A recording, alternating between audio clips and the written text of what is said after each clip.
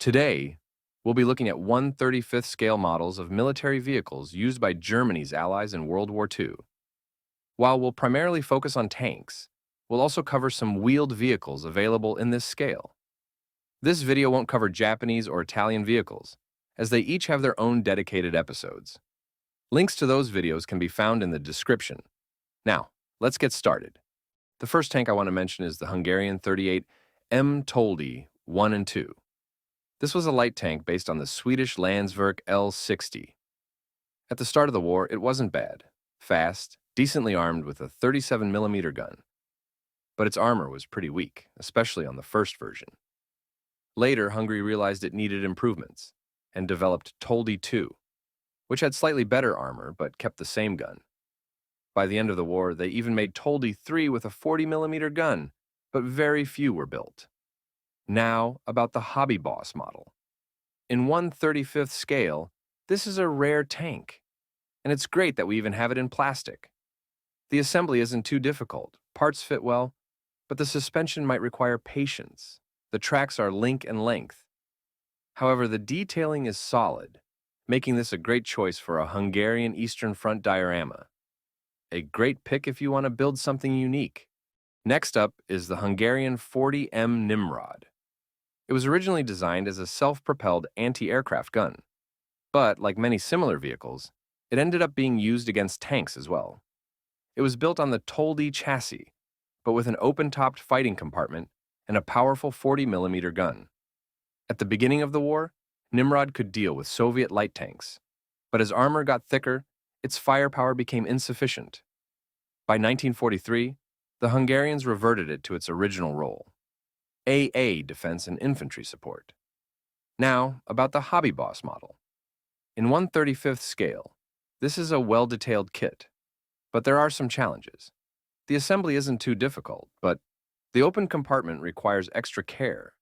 Everything inside is visible. The tracks are link and length, which adds work but results in a great-looking model. A rare and fascinating build, especially for Hungarian armor enthusiasts. Next up is the Hungarian Turan 2. This was a medium tank, based on the Czechoslovak Skoda T21 prototype. The Hungarians took this design, upgraded the armor, and installed a 40mm gun, creating Turan Yield. Later, realizing that 40mm wasn't enough, they built Turan 2 with a 75mm short-barreled cannon. These tanks saw action on the Eastern Front, but like many Axis-allied vehicles, they became outdated by 1943. Still, the Hungarians kept using them because they had few alternatives. Now, about the Bronco Models kit. In 1/35th scale, this is a highly detailed but complex kit. Bronco is known for its intricate designs, and this one is no exception. Lots of small parts, individual track links, and an overall challenging build. But the final result looks amazing. A fantastic choice for experienced modelers and those who love rare tanks. Now let's talk about the Zrinyi 2, a Hungarian self-propelled gun that was similar to the German Stu 3.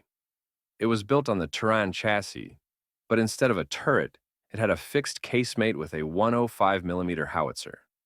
The Hungarians designed it as assault artillery to support infantry.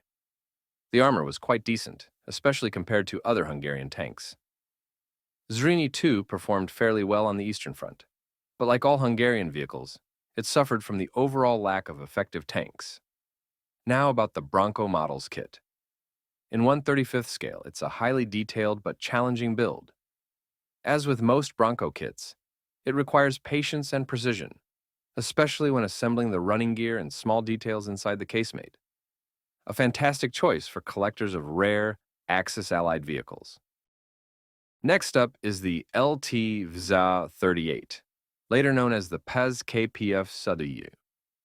This was a Czechoslovakian light tank, which was so well designed that after Germany occupied Czechoslovakia, they continued its production.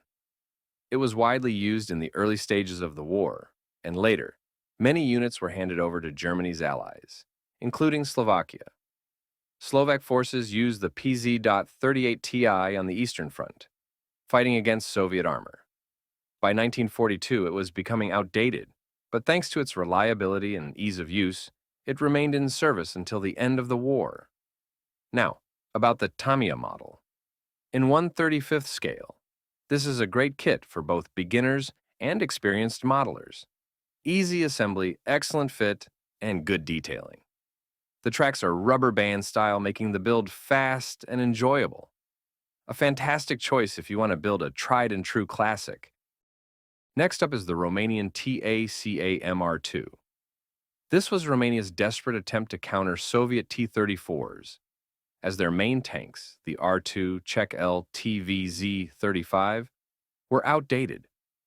Instead of scrapping them, Romanian engineers converted them into self-propelled guns, mounting a captured Soviet 76.2mm F-22 gun in an open-top casemate. Tacam R2 saw action on the Eastern Front, but due to its weak armor and limited numbers, it didn't make a major impact on the war. Still, it was an interesting and creative design. Now, about the special hobby kit. In 1/35th scale, this is a rare and unique SPG, but special hobby kits tend to be complex. Lots of small parts, photo-etched details, and an open-top fighting compartment make it a challenging but rewarding build. A fantastic choice for experienced modelers and collectors of rare armor. Next up is another rare vehicle, the Romanian TACAM-T60 self-propelled gun. This was yet another example of Romania upgrading its outdated armor, using captured Soviet T-60 light tanks from the Eastern Front. They mounted captured Soviet 76.2mm F-22 guns in an open-top fighting compartment with minimal protection.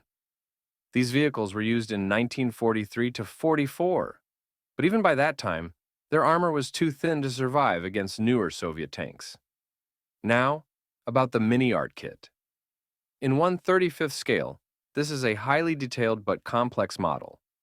Mini art is known for many small parts, and with the open-top design, extra care is needed to build the interior. The tracks are individual links, so assembling the suspension will take time. A great kit for experienced modelers looking to build rare Romanian armor. Next up is the Bulgarian maybach T4H. This is the unofficial name for Bulgaria's version of the German pz.kpfw. Vir Ausf H, which was supplied to Bulgaria by its Axis ally. In 1943 to 44, Germany delivered around 90 of these tanks to Bulgaria, where they served in the Bulgarian Armored Division. However, after Bulgaria switched sides in 1944, these tanks were later used against German forces. Now, about the mini art kit. In 1/35th scale, this is a well-detailed kit, but like most mini art models, it requires patience. Many small parts, individual track links, and photo-etched details make for a complex but rewarding build. A great choice if you want a unique PZIV and Bulgarian markings. Now let's talk about the Skoda PA2 Jelva, one of the most unique armored cars of its time. The name Jelva means turtle, and for good reason. Its rounded hull really does resemble a turtle shell. This armored vehicle was developed in Czechoslovakia in 1923. At the time, it was considered very advanced, but it never entered mass production. However, a few units were used by Slovak and Hungarian forces in 1939 to 40. Hungary even repainted their PA2s green and used them for patrols. Now, about the tacam kit. In 1/35th scale, this is a very rare and unique armored car. The build isn't too difficult, but the curved body shape requires precision in assembly. The detailing is solid, but you can add photo-etched parts and antennas for even more realism. A fantastic choice if you want something truly different in your collection. And finally, we have the Skoda RSO Radschlepper Ost, a licensed version of the German RSO tractor, produced in Czechoslovakia at Skoda factories. This tractor was designed specifically for the Eastern Front, with the large wheels and high ground clearance to deal with mud and snow. While the Skoda RSO was largely the same as its German counterpart, it had some minor design differences. Now, about the Reek Models Kit. In 1/35th scale, this is a highly detailed but somewhat complex kit. Great detailing, especially in the suspension. Large wheels with well-textured rubber. However, there are many small parts, so the build requires patience and precision. A fantastic choice if you want to build an Axis-allied vehicle that isn't a tank. That's all for today. Thanks for watching. If you enjoyed the video, don't forget to like, comment, and subscribe. Which model from this list would you like to build? Let me know in the comments. See you in the next one.